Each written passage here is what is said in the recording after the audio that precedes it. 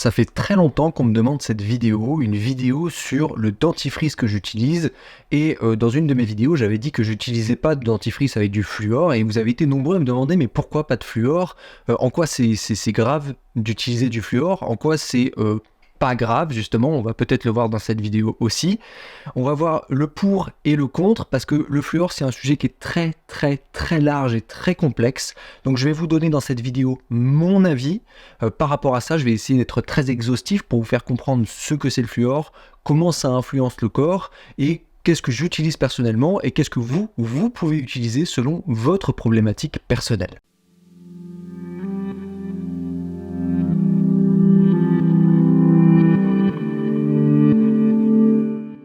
Le fluor, c'est un élément chimique qu'on retrouve parfois dans certains aliments. Je pense notamment aux poissons, fruits de mer. On retrouve notamment ça dans les arêtes. On le retrouve aussi dans le thé. On le retrouve aussi dans d'autres aliments qui ont été soumis aux pesticides, puisque certains pesticides vont avoir aussi des composantes de fluor.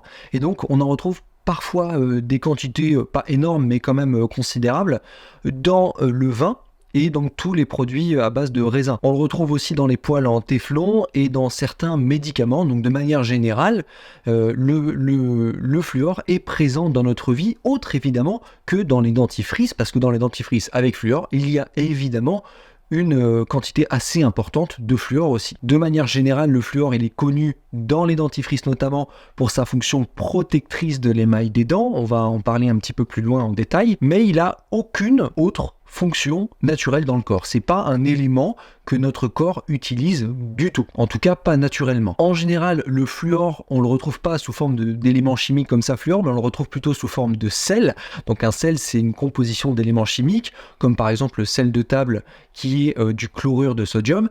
Et bien là, le fluor, on va le retrouver sous différentes formes de sel, comme le fluorure de calcium, mais dans les dentifrices, c'est du fluorure de sodium. Le fluorure de sodium, c'est une forme de sel qui est une forme synthétique, c'est-à-dire qu'on ne la retrouve pas dans la nature. Et qui d'ailleurs, en tant que tel, le fluorure de sodium, c'est un poison. Alors évidemment, vous le savez, c'est la quantité qui fait le poison. Maintenant, évidemment, dans le cadre des dentifrices, on va le voir, le fluor, il n'est pas ingéré. Mais qu'est-ce qui se passe quand le fluor, il est ingéré, comme à travers les aliments, comme à travers les médicaments, comme à travers, dans certains pays d'ailleurs, dans l'eau de boisson, l'eau de boisson est fluorée parce qu'on a vu que ça réduisait les caries, donc du coup, il fluore l'eau. En France, d'après ce que j'ai pu constater, ce n'est pas le cas. Et bien donc, quand on l'ingère au quotidien, via tous ces éléments que j'ai cités plus haut, il y a une absorption qui est faite. L'absorption, elle est notamment faite au niveau de l'estomac et de l'intestin grêle. Une fois que c'est absorbé à ce niveau-là, ça rentre dans la circulation sanguine et c'est distribué dans l'organisme.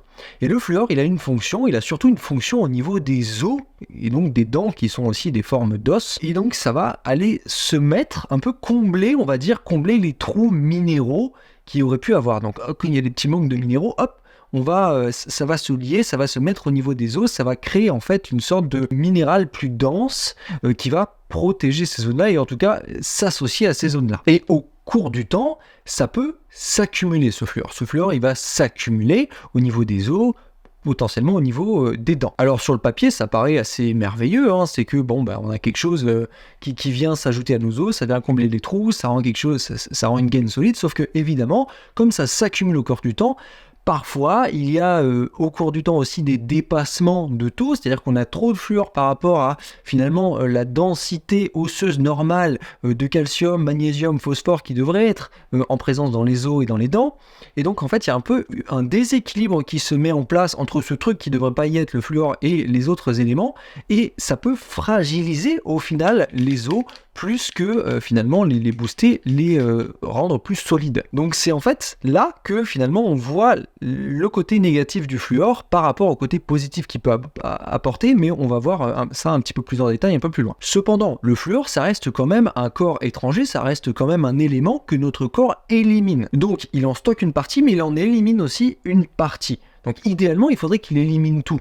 Sauf qu'il n'élimine pas tout, il va combler les trous, et il y a environ 50% qui est stocké, 50% qui est éliminé. C'est pour ça que ça s'accumule parfois au cours du temps, et même trop que ce que l'on souhaiterait. Ce que je viens de vous expliquer dans l'assimilation du fluor et son élimination, ça soulève deux problèmes.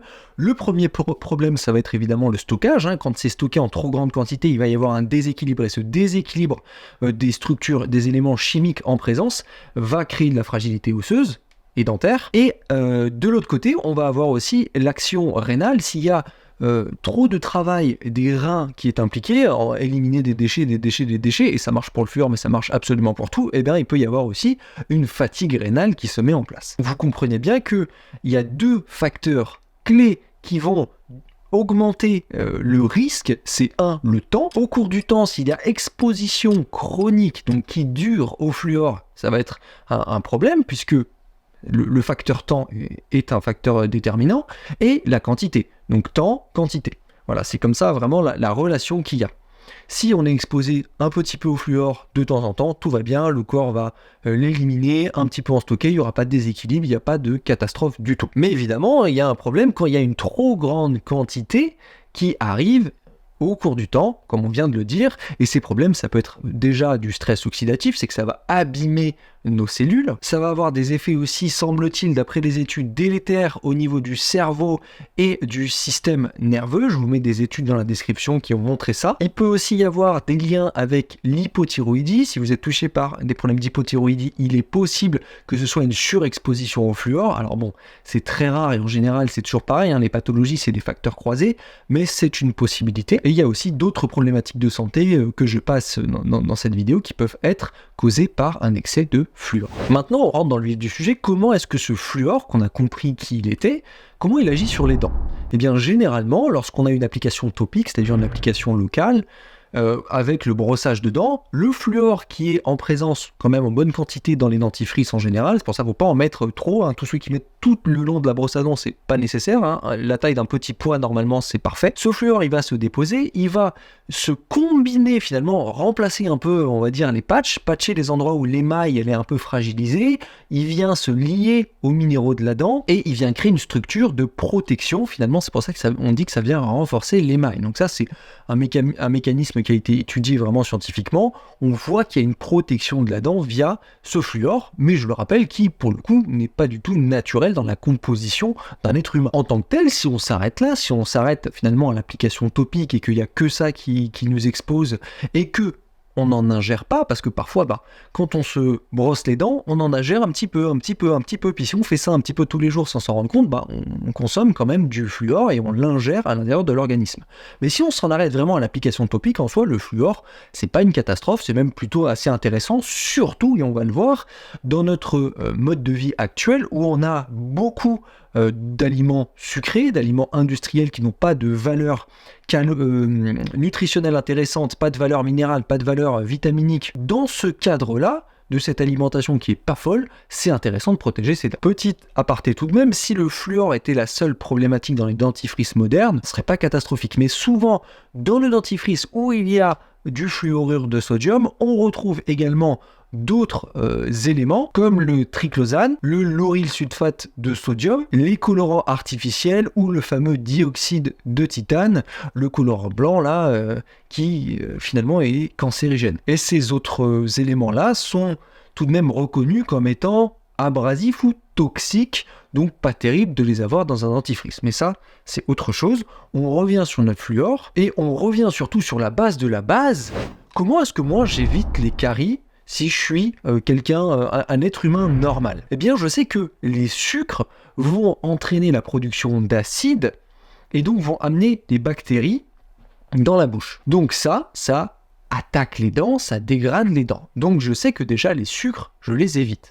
Première chose. Ça, c'est ce que j'essaie de faire moi personnellement si je suis un être humain normal, on va dire, sans la connaissance du fluor. Autre chose, qu'est-ce qui fait que les dents se fragilisent? Eh bien, les dents se déminéralisent. Pourquoi elles se déminéralisent? Parce que je n'ai pas assez de minéraux dans mon alimentation et aussi pas assez de vitamines, parce qu'il y a pas mal de vitamines qui permettent la bonne assimilation des minéraux. Et donc, si je n'ai pas assez de vitamines et de minéraux dans mon alimentation, mes dents vont se fragiliser et donc je vais avoir plus de chances que mes dents se bousillent, que je chope des caries, que je casse mes dents, etc. parce qu'elles deviennent fragiles. Il y a aussi d'autres facteurs, j'en ai pas mal parlé sur cette chaîne, ce sont les antinutriments, je pense notamment aux phytates, avec notamment l'acide phytique, qui est en fait en présence dans les aliments végétaux et qui vont, ces phytates vont avoir pour fonction de capter les minéraux dans notre alimentation. Par exemple, si je mange, disons, du pain qui contient des phytates et en même temps que ce pain, je vais consommer des aliments qui vont contenir du magnésium, eh bien il y a des chances que ce magnésium il se fasse attraper par les phytates en présence et que je n'assimile pas ce magnésium. Et donc finalement, mon alimentation aura beau être intéressante sur le plan minéral, je ne vais pas forcément en bénéficier. Donc ça, c'est toutes les causes qui peuvent mener à une déminéralisation. Donc vous avez compris, les sucres, les acides et une déminéralisation, ça c'est les causes qui vont mener à une dégradation finalement de notre dentition. Si j'évite au maximum tout ça, j'ai pas forcément besoin de fluor. Ça, c'est sur le papier. Comment j'évite au maximum d'avoir des caries ? Eh bien, j'évite les aliments sucrés, acides qui n'ont aucune valeur nutritionnelle. Je me concentre sur les aliments qui sont bruts, variés, de qualité pour avoir une large gamme de nutriments, minéraux, vitamines, mais aussi macronutriments parce que c'est important pour l'ensemble du corps et du fonctionnement de l'organisme. Je fais aussi en sorte de bien communiquer mes émotions et me libérer de mes émotions de manière générale, puisque nos dents stockent énormément les émotions, ils sont directement connectés à tout ce qui se passe sur le plan émotionnel à l'intérieur de nous. Et évidemment, je me brosse les dents. Et donc, on en vient à ce point-là, le brossage de dents, qu'est-ce que moi, personnellement, j'utilise par rapport à cette problématique de fluor, pas fluor, etc. Alors déjà, je me brosse les dents 2 fois par jour, le matin après mon petit déjeuner et le soir après mon repas du soir. J'évite de me brosser les dents dans les 20 minutes qui suivent le repas parce que les acides sont un petit peu en présence dans la bouche, donc ça a tendance, si je frotte par-dessus, à encore plus éroder l'émail de mes dents, j'évite ça. Sinon, on se rince la bouche un petit peu avant et on peut se brosser les dents. Donc c'est important de neutraliser le pH dans la bouche au maximum avec de l'eau ou avec n'importe quoi parce qu'il y a des acides en présence. Ensuite, j'utilise un mélange d'huile de coco, voilà, ici, huile de coco, avec également de l'huile essentielle de tea tree. Je mélange les deux et voilà, je mixe. J'en fais jamais des grosses quantités, donc là c'est juste le fond de peau, hein, mais je fais toujours des petites quantités pour éviter qu'il y ait oxydation à chaque fois des acides gras, donc je les fais dans des petits pots. Et je me rince la bouche avant, je me fais ce qu'on appelle un oil pulling.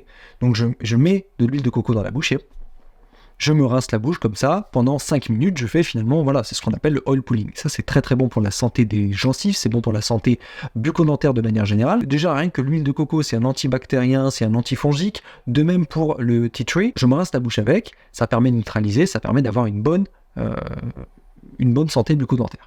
Sur cette base-là, je prends exactement le même produit, voilà, je le mets sur ma brosse à dents, voilà, avec ma petite cuillère en bois, boum, je pose, je me brosse les dents juste avec ça. 1 à 2 fois par semaine, je rajoute soit du bicarbonate de soude, soit de l'argile. L'argile, je vous mets l'argile que j'utilise, hein, qui est ici l'excellente argile. D'ailleurs, on l'a vu dans la vidéo d'il y a 2 semaines avec Grégoire. Je vous la mets dans la description, si vous le souhaitez, une argile française qui est super. Et donc, je fais ça pour le côté un petit peu abrasif aussi, qui n'est pas extrêmement abrasif d'ailleurs. Hein, c'est pas plus dur, c'est moins dur d'ailleurs que la résistance de l'émail, donc il n'y a pas de souci. Si on l'utilise tous les jours et fort, évidemment que ça va abîmer les dents, mais sinon il n'y a aucun souci. 1 à 2 fois par semaine, 3 fois par semaine, pour le côté un petit peu abrasif, bien nettoyé. Et depuis que je fais ça, je n'ai plus eu aucun problème dentaire. J'ai des caries, j'en ai eu en tout cas, et qui n'ont plus jamais bougé depuis. Voilà. Donc depuis que je fais ça, j'ai même aucune douleur. Hein. La carie est présente, j'en ai une. Et elle ne bouge pas, je ressens absolument rien. En résumé, le fluor, est-ce qu'il est mauvais ? Oui, si on l'ingère, et surtout si on l'ingère en trop grande quantité. Non, si c'est une application topique, momentanée, et par rapport à une problématique, c'est-à-dire que si vous avez une alimentation qui est extrêmement sucrée, une alimentation qui est extrêmement acide, une alimentation qui est faible sur le plan minéral, vous allez bénéficier du fluor parce que vous allez réduire vos risques de caries. Cependant, personnellement, je pars du principe que ce n'est pas un élément naturel, naturellement utilisé par le corps, c'est un aliment qui va venir combler une problématique nutritionnelle, donc pour moi il faut résoudre la problématique nutritionnelle, et donc personnellement, moi ce que j'utilise, c'est un dentifrice sans fluor, et même pas un dentifrice, j'utilise, voilà, huile de coco, tea tree, ça marche très très bien, et j'en suis très content. Est-ce que vous devez faire la même chose ? Pas forcément, c'est pas un conseil médical, quoi que ce soit, vous faites ce que vous voulez, moi, je fais comme ça. Et je fais comme ça pour l'instant. Voilà, moi j'expérimente et je vois ce qui fonctionne pour moi et comment j'ai envie que ce soit. Et si demain j'ai envie de changer, je me dis que ça marche pas et que je suis pas d'accord, je vous ferai évidemment de toute façon une vidéo sur le sujet, mais je changerai. Voilà. Ne restez pas figé non plus. Voilà la Feel Good Family, j'espère que cette vidéo vous aura plu. Vous avez été nombreux à me la demander, donc bon, j'espère qu'elle est à la hauteur de ce que vous attendiez. Si vous avez des questions tout de même, n'hésitez pas à les poser en commentaire. S'il y a beaucoup de questions qui reviennent, je ferai évidemment une nouvelle vidéo sur le sujet pour expliquer les choses plus en détail. Mettez-moi tout ça dans les commentaires, ça m'intéresse énormément et je vous lis évidemment tous. J'ai de moins en moins de temps, mais je vous lis tous et ça me fait vraiment, vraiment plaisir de vous lire. Moi d'ici là, je vous dis à la prochaine et surtout, prenez soin de vous.